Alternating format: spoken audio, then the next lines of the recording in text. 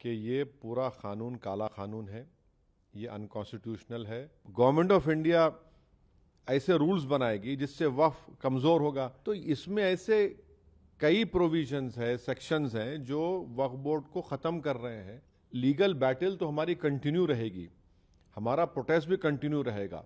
देखिए, supreme court ने interim relief दिया।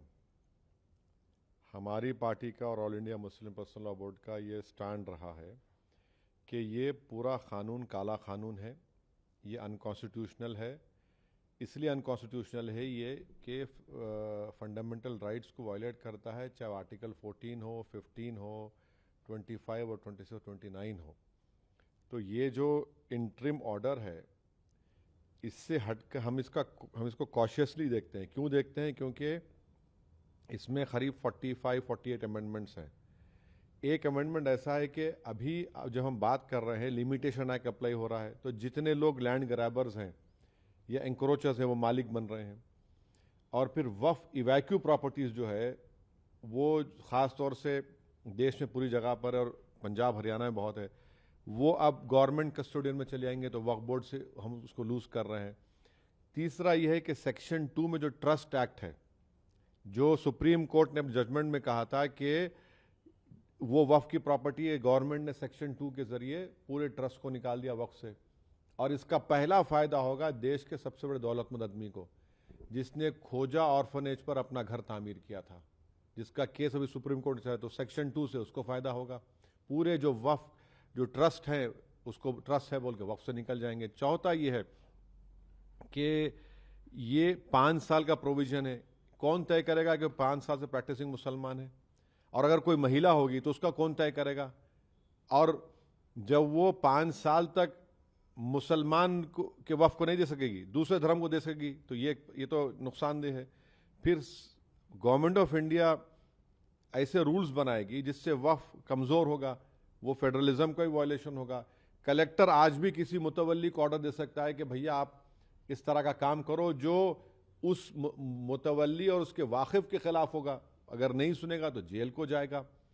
तो इसमें ऐसे कई प्रोविजंस है, सेक्शंस हैं जो वक्फ बोर्ड को ख़त्म कर रहे हैं।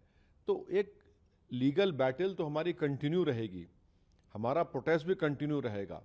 क्योंकि सवाल सिर्फ पूरे लॉ के खिलाफ हम लोग हैं, जो अनकॉन्स्टिट्यूशनल है और ब्लैक लॉ है, जो वक्फ को बचाने के लिए नहीं लाया गया है, जो वक्फ को लूटने के लिए, वक्फ को बर्बाद करने के लिए, छीनने के लिए लाया गया है। माननीय उच्चतम न्यायालय ने यह भी कहा कि ज्यादा पिटिशंस आई हैं उनको कहीं ना कहीं वो एक तरीके से दिखाई देती हैं, एक ही बात पिटिशन में आती है। तो कुछ पिटिशंस को सुनने की बात कही गई है।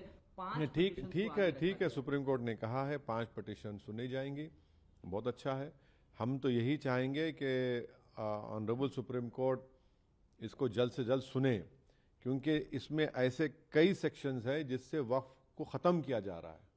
और हम उम्मीद करते हैं कि सुप्रीम कोर्ट इस पर सुनवाई करेगा और एक कंटिन्यूस बेसिस पर फ्यूचर में सुनवाई होगी। सर, वक्फ कानून के लागू होने के बाद देखा कि देश के कई हिस्सों में हिंसक प्रदर्शन हुए। पश्चिम बंगाल से ज्यादातर तस्वीरें देखिए, हिंसा जो हो रही है हम उसका कंडेम करते हैं, चाहे वो एक हिंदू धर्म के बाप बेटे का मॉब लिंचिंग हो या फिर एक मुसलमान की पुलिस फायरिंग में मौत हो।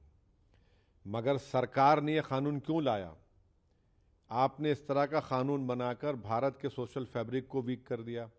आपने इस तरह का कानून बनाकर भारत की जनता को पैगाम दिया कि हिंदू धर्म के एंडोमेंट बोर्ड, बौद्ध धर्म के, जैन धर्म के, सिखों के गुरुद्वारा प्रबंधक कमेटी के लिए एक कानून होगा और मुसलमानों के लिए अलग कानून होगा। ये आपने किया ना काम, सरकार ने किया काम कि आपने बताया, ये नफरत की मिसाल, आपने डिस्क्रिमिनेशन की मिसाल आपने कायम की है।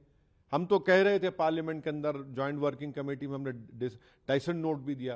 ये तो सरकार की जिम्मेदारी है। सरकार की इस गलत फैसले की वजह से आप टारगेट कर रहे हैं मुसलमानों के ईमान को, मुसलमानों की मस्जिदों को, दरगाहों को, इमाम बाड़ों को। और अब कैसे उम्मीद करेंगे कि कोई गयूर मुसलमान आपके सामने सर झुका देगा, आपके कानून को एक्सेप्ट कर लेगा, जो कॉन्स्टिट्यूशन के खिलाफ है, फ्रीडम ऑफ रिलीजन के खिलाफ है, आर्टिकल 26 का ग्रेव वायलेशन है।